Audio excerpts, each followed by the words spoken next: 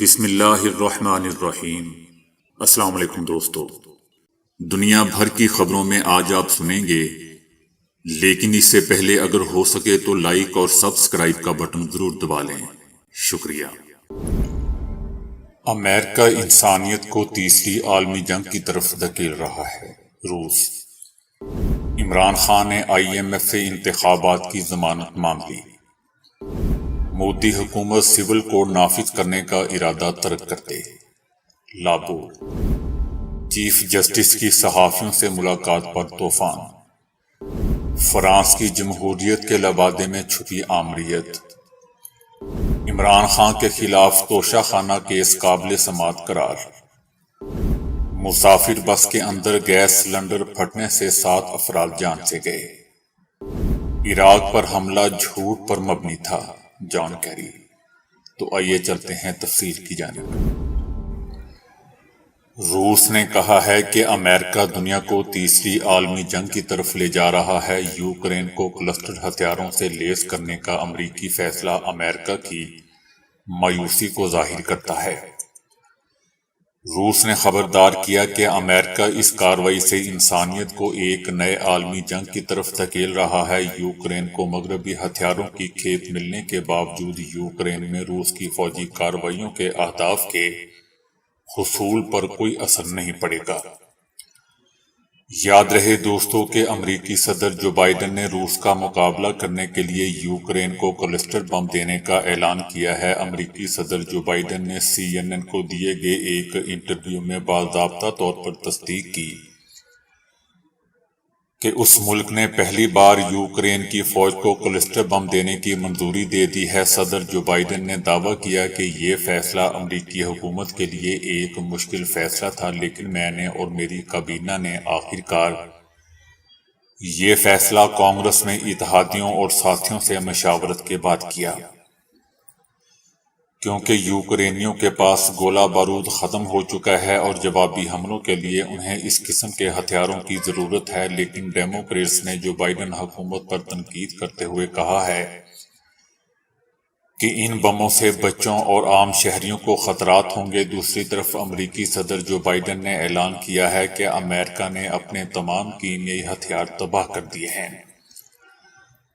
انہوں نے کہا کہ امریکہ نے اپنے ذخیرے کو بحفاظت تلف کر دیا ہے۔ یہ اقدام ہمیں کیمیائی ہتھیاروں کی ہولناکیوں سے پاک دنیا کے قریب لایا ہے۔ ایسے ہتھیاروں کی روک تھام کی تنظیم کا کہنا ہے کہ خطرناک کیمیائی مادے اس طرح تباہ کیے گئے کہ دوبارہ حاصل نہ کیے جا سکیں۔ عمران خان نے IMF وفد سے وقت پر عام انتخابات کے انعقاد کی ضمانت مانگ لی، لیکن عالمی مالیاتی فنڈ کے وفد نے کہا کہ IMF ملک میں ہونے والی صورتحال پر گہری نظر رکھتا ہے۔ ہم ایک حد سے زیادہ سیاسی معاملات میں دخل اندازی نہیں کر سکتے۔ IMF کے وفد نے عمران خان سے زمان پارک لاہور میں ملاقات کی۔ ملاقات میں شاہ محمود قریشی بھی شریک تھے، جبکہ سابق وزیر خزانہ شوکت طرین نے IMF وفد کو بریفنگ دی۔ IMF کے وفد اور عمران خان کے درمیان ملاقات 1 گھنٹے سے زائد جاری رہی۔ عمران خان نے سوال کیا کہ آپ اس بات کی کیا ضمانت دیتے ہیں کہ ملک میں انتخابات وقت پر ہوں گے؟ اس پر IMF وفد نے کہا کہ IMF ملک میں ہونے والی صورتحال پر گہری نظر تو رکھتا ہے، تاہم ایک حد سے زیادہ سیاسی معاملات میں دخل اندازی ہم نہیں کر سکتے۔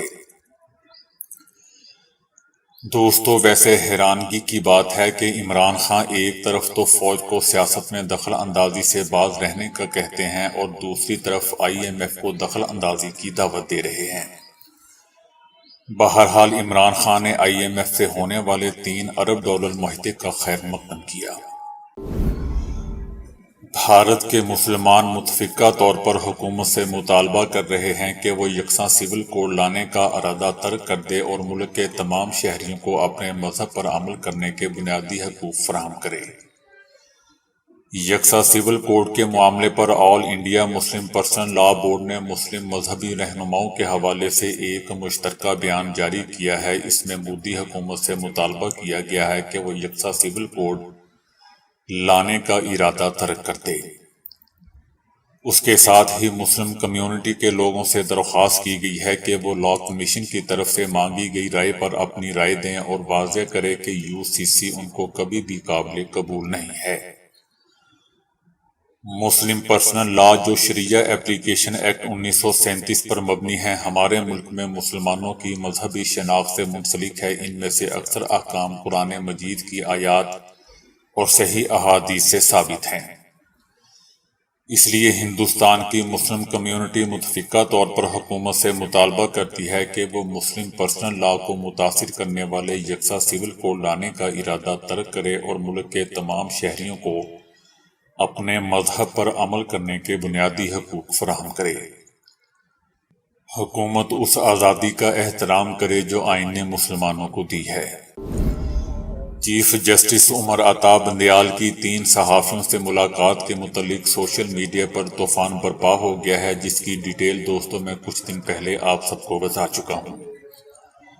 اہم نکتہ یہ ہے کہ اس ملاقات میں کی گئی گفتگو کی جو تفصیلات سامنے آئی ہیں ان پر سپریم کورٹ کی طرف سے تصدیق یا تردید نہیں کی گئی۔ ذرائع یہ دعویٰ بھی کر رہے ہیں کہ 3 صحافیوں کی چیف جسٹس کے ساتھ ملاقات کے تناظر میں عدلیہ میں اختلافات بڑھے ہیں۔ چیف جسٹس نے جسٹس مسرت حلالی کی تقریب حلف برداری کے بعد صحافیوں سے گفتگو میں کچھ سوالات کے جواب دینے سے انکار کر دیا۔ صحافی نے سوال کیا کہ آپ سے منسوب باتیں درست ہیں؟ چیف جسٹس نے منہ پر انگلی رکھ کر جواب دیا کہ میں کچھ نہیں کہوں گا۔ صحافی نے سوال کیا کہ وہ باتیں غلط ہیں، جس پر انہوں نے جواب دیا کہ غلط باتیں تو آپ کرتے ہیں۔ فرانس کے شہر گزشتہ کئی راتوں سے ظلم اور بے انصافی کی آگ میں جل رہے ہیں، جبکہ غصے میں بھرے مظاہرین کی جانب سے شدید قسم کے اقدامات اور بڑے پیمانے پر حکومتی اور عمومی اثاثوں کی تباہی اور آتش سوزی عامریت سے عوام کی گہری نفرت کو ظاہر کرتی ہے۔ عوامی احتجاج کی یہ شدید لہر اس وقت شروع ہوئی جب پولیس کے ہاتھوں 17 سالہ جوان مارا گیا۔ یوں یہ احتجاج ایک آمرانہ نظام کا اصل چہرہ واضح کرتا ہے، جس نے برسوں سے خود کو جمہوریت کے نقاب میں چھپا رکھا ہے۔ بظاہر یوں دکھائی دیتا ہے کہ نام نہاد مغربی جمہوریت میں یہ ایک ریت بن چکی ہے کہ ہر قسم کے عوامی احتجاج کا جواب طاقت اور شدت پسندی سے دیا جاتا ہے، گویا حالیہ دور میں مغربی جمہوریتیں گن گن کر عوام سے بدلہ لے رہی ہیں۔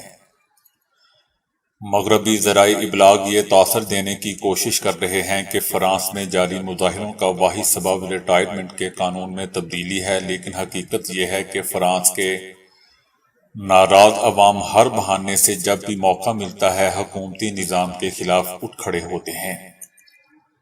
زرد جیکٹس نامی احتجاجی تحریک کا نام آمریت کے خلاف احتجاج کی تاریخ میں لکھا جا چکا ہے۔ فرانسیسی عوام نام نہاد آزاد سیاسی نظام میں موجود آمریت سے بیزار ہیں۔ 2005 میں نظام کا پھر بھی کچھ احترام تھا، لیکن اب وہ بھی ختم ہو چکا ہے۔ مغربی معاشروں میں موجودہ صورتحال پر اعتراض کرنے کا باقاعدہ طریقہ کار پایا جاتا ہے، لیکن دوستو کسی شخص کو بھی محض مظاہروں میں شرکت کرنے کی وجہ سے گرفتار یا مارا پیٹا نہیں جاتا۔ لیکن فرانس میں رونما ہونے والے حالیہ واقعات نے ثابت کر دیا ہے کہ نہ صرف مظاہرین کو سختی سے کچل دیا جاتا ہے، بلکہ ان کے خلاف اور ان کے اہل خانہ کے خلاف جھوٹے کیسز بھی بنائے جاتے ہیں، انہیں گرفتار کیا جاتا ہے اور معاشرے سے کاٹ دیا جاتا ہے۔ فرانسیسی حکمراں انتہائی نامعقول انداز میں مظاہروں میں شریک جوانوں کا سارا قصور ان کے اہل خانہ پر ڈالنے کی کوشش کر رہے ہیں۔ ان کے والدین کو یہ طعنہ دیا جاتا ہے کہ آپ نے بچوں کی درست تربیت نہیں کی، جبکہ مظاہروں میں بچوں کی شرکت کے جرم میں والدین پر بھاری جرمانے بھی عائد کیے جا رہے ہیں۔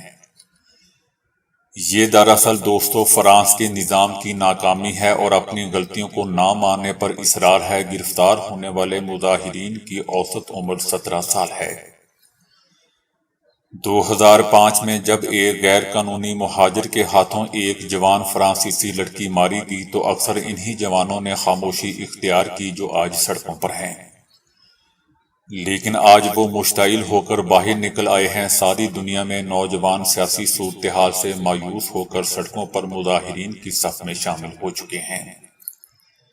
یہ بات نہ صرف معاشرے کو دو ٹکڑے ہونے کا باعث بن رہی ہے بلکہ اس کے باعث موجودہ بحران کو کنٹرول کرنا بھی بہت دشوار ہو گیا ہے۔ فرانس میں سیاہ فام نوجوان خود کو حکومتی سہولیات سے محروم تصور کرتے ہیں۔ وہ یہ بھی محسوس کرتے ہیں کہ سرکاری عہدوں یا اعلیٰ تعلیم کے حصول تک ان کی رسائی نہیں ہے۔ اسی طرح پولیس کی جانب سے بھی امتیازی سلوک کا شکار ہوتے ہیں۔ ان تمام وجوہات نے ان میں حکومت کے خلاف غصہ بھر دیا ہے۔ ڈسٹرکٹ اینڈ سیشن کورٹ نے توشہ خانہ فوجداری کیس میں عمران خان کی درخواست مسترد کرتے ہوئے کیس کو قابل سماعت قرار دے دیا ہے۔ سماعت کے دوران جج نے غصے کا اظہار کرتے ہوئے ریمارکس دیے کہ تحمل کا ایسا مظاہرہ عدالتی تاریخ میں کبھی نہیں ہوا۔ جج کا کہنا تھا کہ 11:30 بجے اس کیس میں دلائل دیں، بصورت دیگر میں اس کیس میں فیصلہ سنا دوں گا۔ عدالت نے عمران خان کے وکیل کو سنے بغیر ہی فیصلہ محفوظ کر لیا تھا۔ اس سے پہلے عدالت نے عمران خان کے وکیل کو وقت دیا لیکن انہوں نے دلائل نہیں دیے اور موقف اختیار کیا کہ خواجہ حارث مصروف ہیں، وہ آج نہیں آ سکتے، پیر تک وقت دیں۔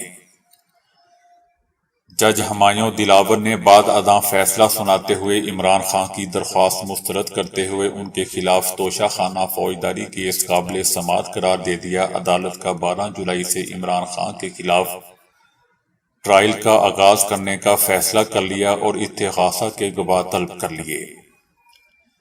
یاد رہے دوستو کہ عمران خان نے توشہ خانہ فوجداری کارروائی کیس ناقابل سماعت قرار دینے کی درخواست کی تھی۔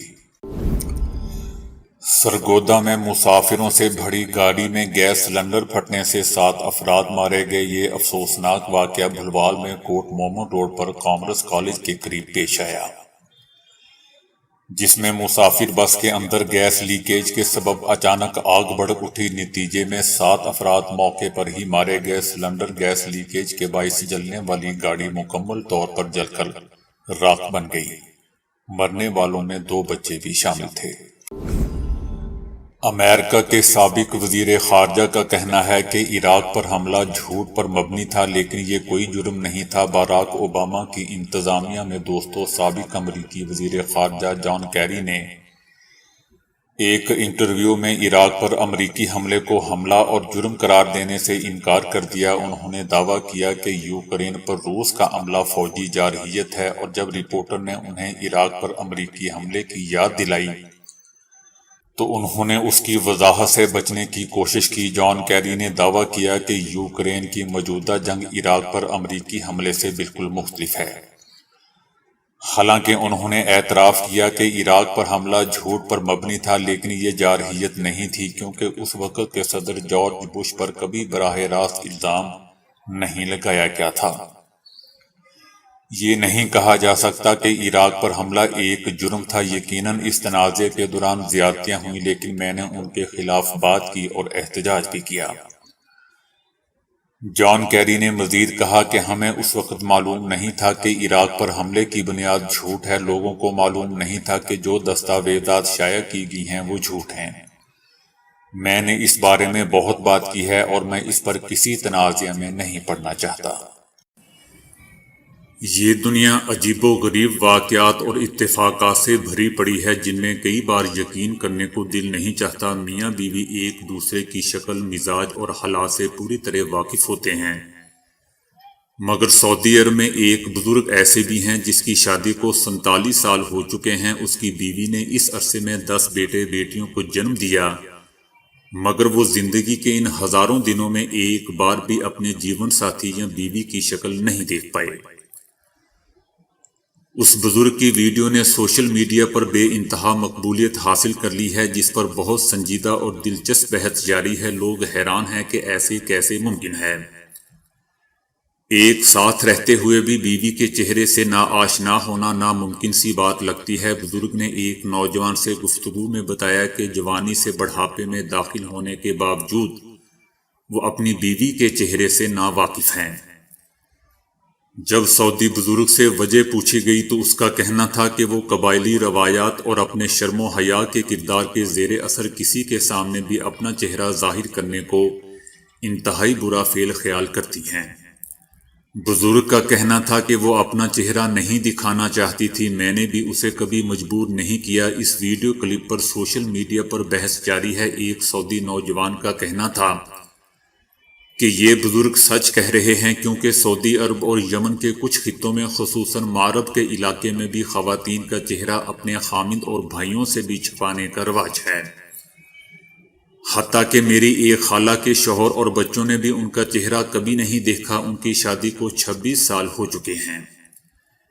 ایک اور ٹویٹر صارف نے بھی تائید کی ہے کہ اسے یونیورسٹی کے ایک سینئر استاد نے بھی اسی طرح کے کئی واقعات سنائے تھے جن میں شوہروں نے اپنی بیویوں کا ساری عمر چہرہ نہیں دیکھا تھا۔ چینی سائنسدانوں نے سیکیورٹی کی جانچ کرنے کا ایک نیا آلہ تیار کر لیا ہے جو سب وے اسٹیشنوں، ریلوے اسٹیشنوں اور ہوائی اڈوں پر استعمال کیا جا سکتا ہے۔ یہ فوری رد عمل دیتا ہے اور اس کی درستگی بہترین ہے۔ یہ سیاہ پاؤڈر اور پٹاخوں جیسی 21 خطرناک اشیاء کو 3 سیکنڈ میں معلوم کرنے کی اہلیت رکھتا ہے۔